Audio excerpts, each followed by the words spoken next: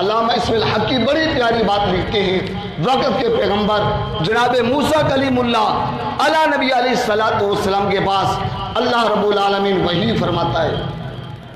اور وحی کے الفاظ کیا ہیں؟ جبرائیل حاضر خدمت ہوتے ہیں موسیٰ علیہ الصلوۃ والسلام کے پاس آ کے عرض کرتے یا نبی اللہ، اللہ نے پیغام بھیجا ہے۔ جبرائیل کیا پیغام ہے؟ اللہ نے پیغام یہ دیا ہے کہ فلاں تاجر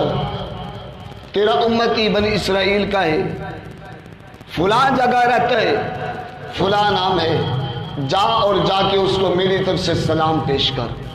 اس کو کہ اللہ نے تیرے لیے سلام بھیجا ہے، اور ساتھ یہ خوشخبری بھی سنا دے کہ اللہ نے تیرے سارے گناہوں کو معاف فرما دیا ہے، اللہ نے تیرے سارے گناہ معاف فرما دیے۔ جناب موسیٰ علیہ السلام کو بڑا تعجب ہوا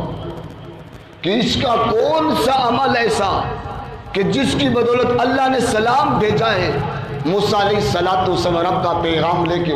اس تاجر کو تلاش کر کے اس کے پاس پہنچتے ہیں، اس تاجر سے ملاقات کرتے ہیں کہ تاجر تجھے اللہ نے سلام دیا ہے۔ تاجر کی آنکھوں میں آنسو آ گئے کہ رب کا سلام میرے پاس آ گیا، اور موسیٰ علیہ السلام نے سوال کیا یہ تو بتا تو نے عمل کیا کیا ہے،